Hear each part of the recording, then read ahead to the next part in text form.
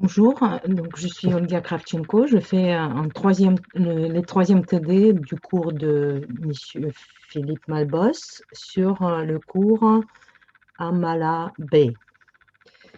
Donc je continue avec la fiche 2 à partir de l'exercice 2.3.7. Donc on a parlé on a commencé, je pense. Il y a une équation x plus 2y moins z égale 0. Et c'est une équation du plan. C'est-à-dire que n'importe quel vecteur qui est x, y, z, à coordonnées x, y, z qui satisfait la relation x plus 2y moins z égale 0, donc appartient à ce plan. On peut remarquer la première question, donner un vecteur orthogonal au plan P. C'est très facile de le lire de l'équation du plan, parce que si on remarque que le produit scalaire du vecteur 1, 2, moins 1 et n'importe quel vecteur du plan x, y, z,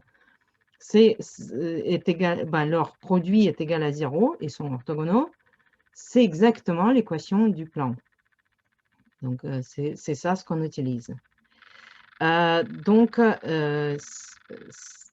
c'est alors 1, 2, moins 1, x, y, z, le produit scalaire est égal à 0. Donc, ils sont orthogonaux.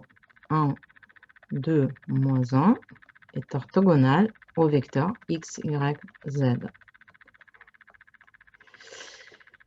Deuxième question, déterminer le noyau, la matrice A, dont le noyau est le plan P. Déterminer une matrice dont l'espace des lignes est le plan P. Donc, pour le noyau, on cherche une matrice alors telle que n'importe quel élément du plan, n'importe quel vecteur, est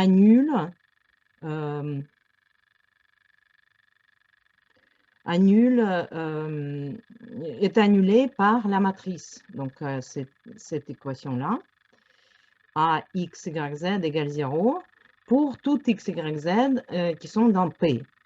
Bon, on sait qu'est-ce qui donne 0 appliqué à x, y, z.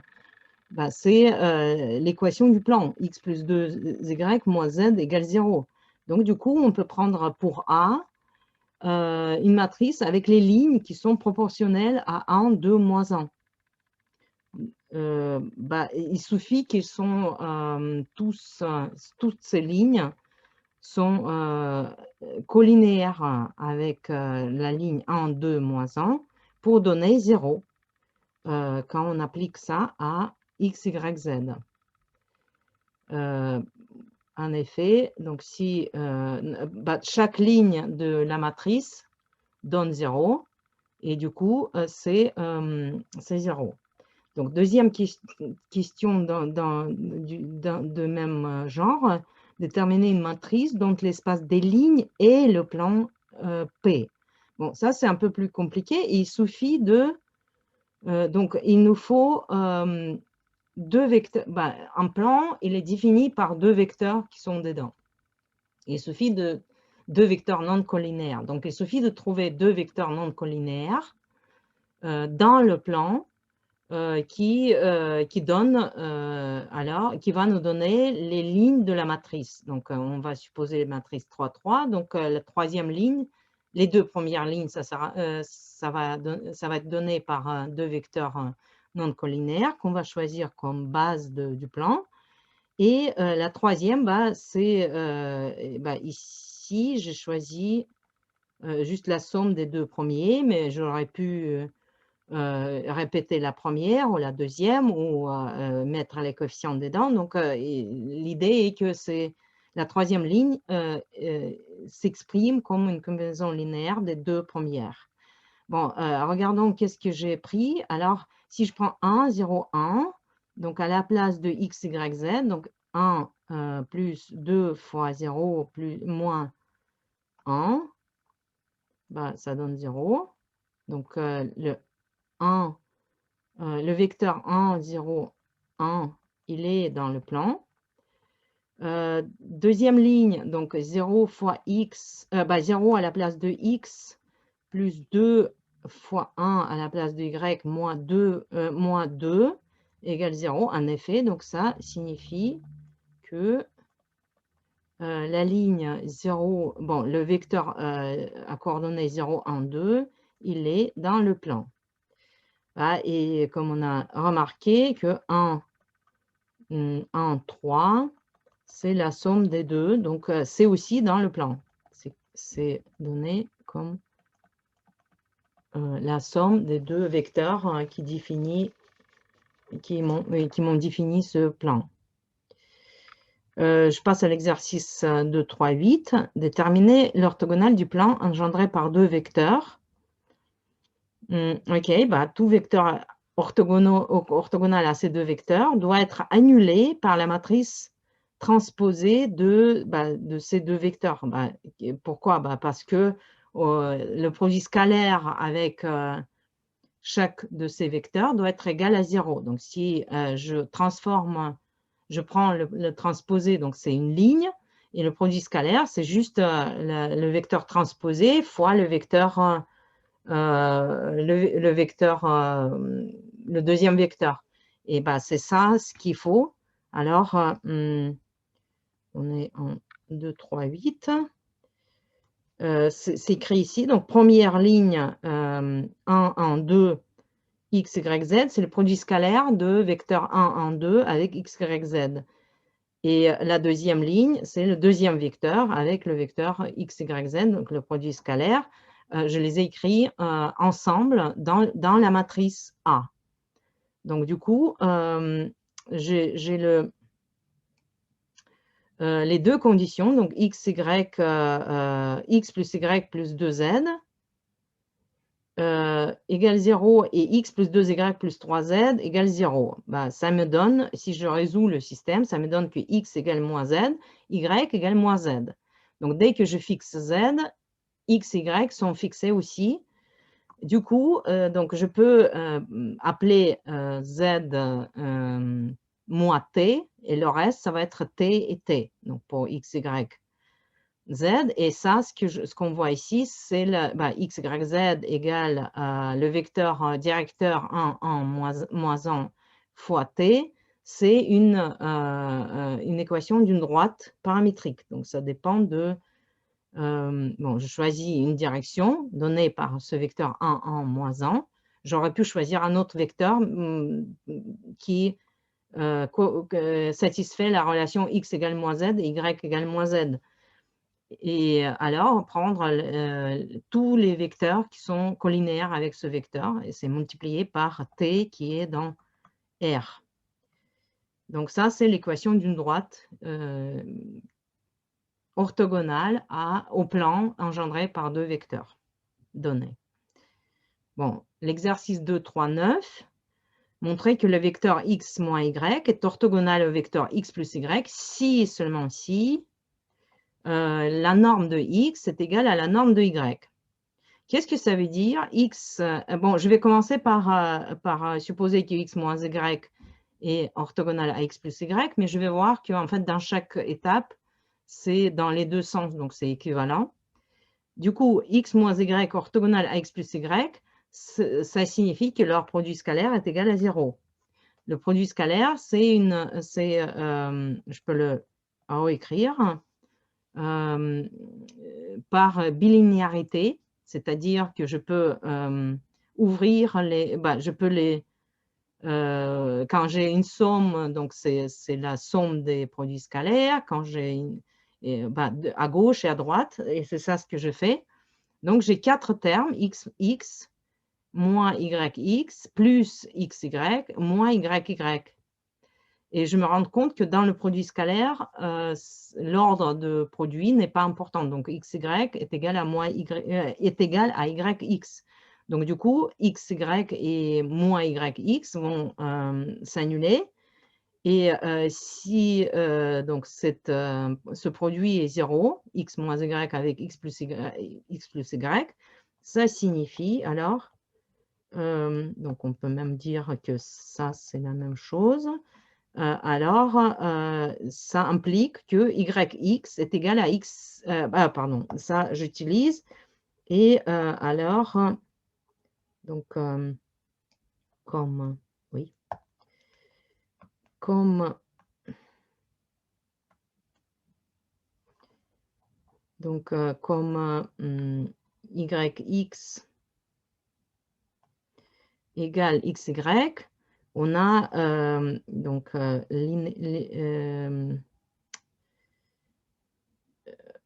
je continue, on a x moins y, x plus y, en fait, c'est la différence de xx et yy. Et ça implique, si c'est 0, ça implique que x, produit scalaire avec lui-même, est égal au produit scalaire de y avec lui-même.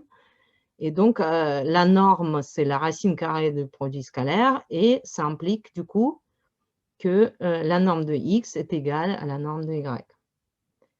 On a utilisé les équivalences partout, donc c'est en effet si et seulement si. Donc, j'aurais pu commencer par la norme de x égale la norme de y, je le mets au carré, après je fais la différence, je dis que c'est 0, et après je dis que en fait, cette différence xx moins yy, en fait, c'est exactement le produit scalaire de x moins y, x plus y, ce qui implique qu'ils sont orthogonaux.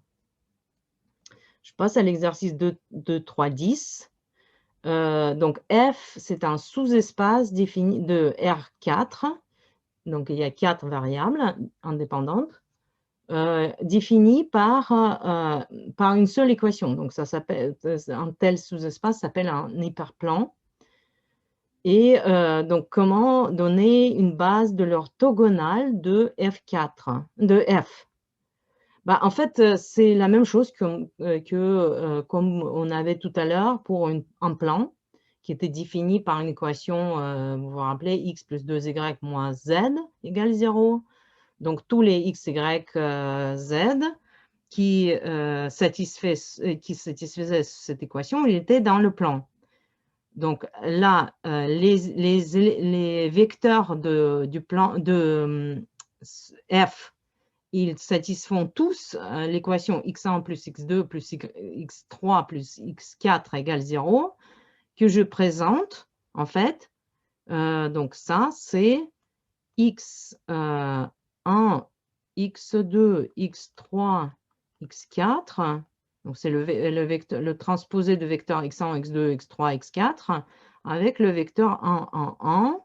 Si je le vois comme le produit scalaire, c'est exactement le produit qui est ici, x1 plus x2 plus x3 plus x4.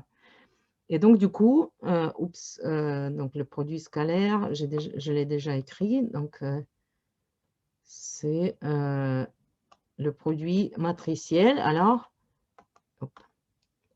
de vecteur ligne par vecteur colonne, et finalement, c'est le produit scalaire de x1, x2, x3, x4, le vecteur, avec le vecteur 1, 1, 1, 1. Super. Donc, le produit de deux vecteurs est égal à 0, ça veut dire qu'ils sont orthogonaux. Mais comme ça marche pour tout vecteur du plan de f, alors le vecteur 1, 1, 1 est orthogonal à f, à tous les vecteurs de f. Donc, il est orthogonal à au sous-espace f. Je passe à l'exercice suivant. 2.3.1. Donc, G est un sous-espace vectoriel de Rn. F, l'espace orthogonal à G. Existe-t-il une matrice dont l'espace des lignes est F et le noyau est G? Bon, à partir de base de F, construire cette matrice. OK, donc c'est assez général comme cadre. Qu'est-ce qu'on veut faire? On a G F dans Rn, G dans Rn. Et en fait, ils sont orthogonaux et ça signifie en fait qu'ils sont, ils sont complémentaires. C'est-à-dire que si vous regardez n'importe quel vecteur de l'espace Rn, on peut le décomposer en somme de deux d'une façon unique. Un vecteur, ça sera dans G, l'autre dans F. Donc ça, ça se dit ici que F plus G, et ça donne Rn. Bon, l'espace des lignes est F, si toutes les lignes engendrent F, n'est-ce pas? Donc, les lignes de la matrice, on peut le chercher en tant que les vecteurs d'une base de F. Donc, c'est ce que j'ai écrit ici. Donc, il faut que ça engendre F, donc il faut que dans les lignes de cette matrice A qu'on cherche, il y a,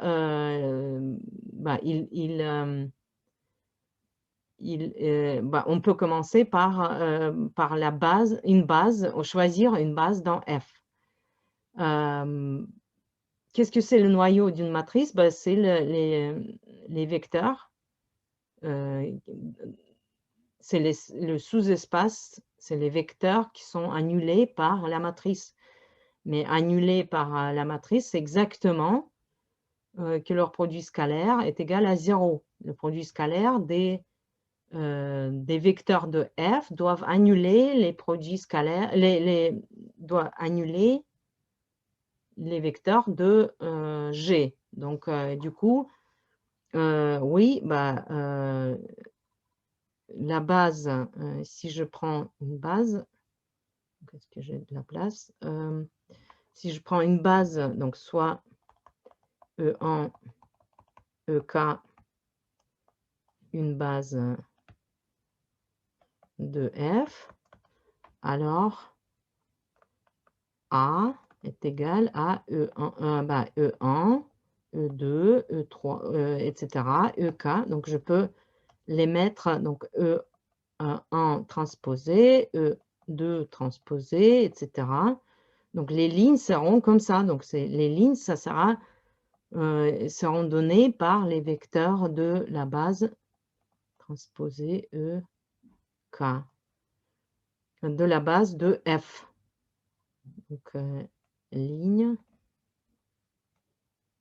transposée des vecteurs de base de F. Bon, je passe à l'exercice 2, 3, 12. Donc, donner une matrice dont l'espace des lignes contient un vecteur 1, 2, 1, OK, et dont le noyau contient un vecteur 1, moins 2, 1. Sinon, montrer que ça n'existe pas, telle matrice. OK, ça veut dire que je cherche une matrice qui est dans le noyau, donc ça veut dire qu'elle est annulée par la matrice A. Et on a dit que parmi les lignes de A, il faut absolument qu'il figure la ligne 1, 2, 1. Il y a une matrice avec les termes que je ne connais pas, et je sais qu'il y a une ligne qui est 1, 2, 1, et ça doit donner 0 avec 1, moins 2, 1. OK, je prends, si je l'ai mis en première ligne, ligne par colonne, donc ça fait 1 fois 1 plus 2 fois moins 2 plus 1 fois 1. Donc, c'est pas, ça donne moins 2, ce qui n'est pas égal à 0, donc c'est impossible. La réponse, c'est que telle matrice n'existe pas. Bon, je pense que c'est le dernier exercice ici, mais il y a plusieurs questions. Le 2 en 13. On essaie de construire des matrices avec des propriétés données. L'espace des colonnes, donc le A, l'espace des colonnes contient des vecteurs 1, 2, moins 3, 2, moins 3, 5, et le noyau contient le vecteur 1, 1, 1. OK, ça, l'espace des colonnes. Alors, on essaie d'accommoder. On prend les deux premiers vecteurs comme les colonnes. La troisième colonne, on ne la connaît pas. Donc, on construit une matrice 3, 3 ici. Et on sait que dans le noyau, c'est-à-dire annulé par cette matrice, on doit avoir 1, 1, 1. Très bien, on calcule le produit de deux matrices et on a 1 plus 2 plus A en première ligne, 2 moins 3 plus B en deuxième et 3 plus 5 plus C en quatrième. Donc, on obtient ABC, les valeurs de ABC qui satisfont cette relation-là. Et du coup, la matrice est reconstituée, c'est la matrice qu'on obtient. Bon, la question B, l'espace des lignes contient des vecteurs, les mêmes vecteurs, mais maintenant c'est des lignes, donc c'est les transposés, et le noyau contient le même vecteur en 1. On va accommoder ces vecteurs en tant que lignes, et on va chercher si on peut refaire ABC comme ligne de la matrice qu'on cherche. Et ça doit annuler le vecteur 1, 1, 1. Bon, avec le premier, si je fais 1 fois 1 plus 2 fois 1 moins 3 fois 1, ça marche, c'est 0. Par contre, la deuxième ligne, ça ne marche pas. Donc, la deuxième ligne n'est pas orthogonale, le deuxième vecteur n'est pas orthogonal au vecteur 1, 1, 1. Donc, il n'y a aucune chance qu'une telle matrice existe. Donc, la réponse pour B est qu'il n'y a pas de solution. Maintenant, le C, l'équation AX égale 1, 1, 1 admet une solution. OK. Donc, il existe un X lequel on cherche. Et en plus, la matrice A transposée appliquée à 1, 0, 0 est égale à 0. Donc, on cherche la matrice A.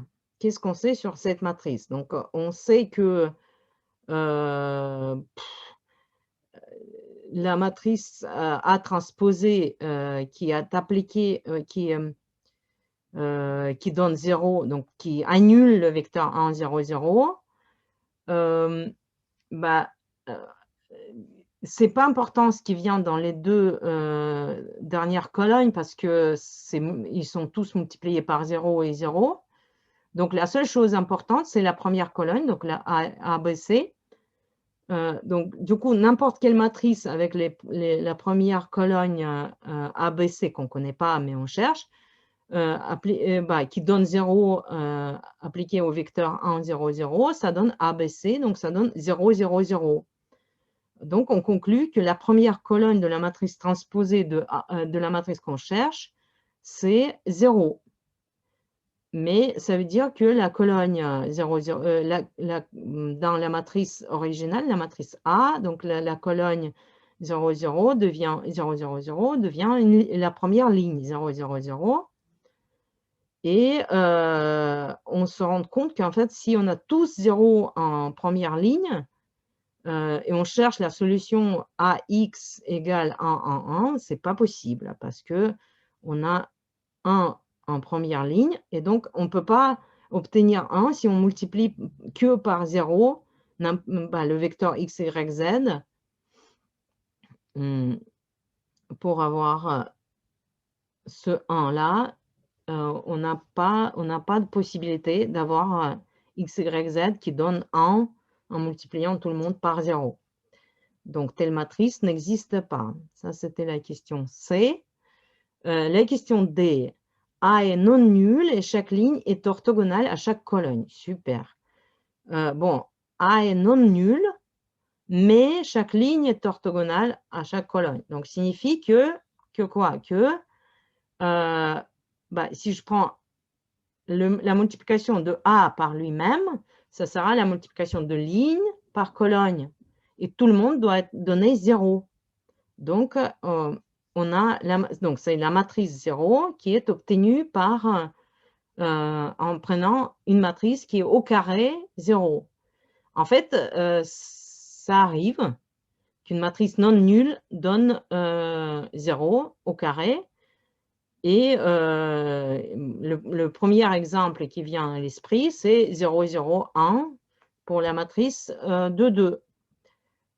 pour la matrice 3, 3, ça va être 0, 0, 1, 0, 0, 0, 0, 0, 0. Donc, quand je multiplie cette matrice par elle-même, ça va donner 0. Donc, ça s'appelle une matrice nilpotente, une matrice qui est en degré, la puissance de cette matrice quelconque donne 0. Donc ici, c'est carré d'une matrice et 0, donc c'est une matrice nilpotente d'ordre 2. Dernière question.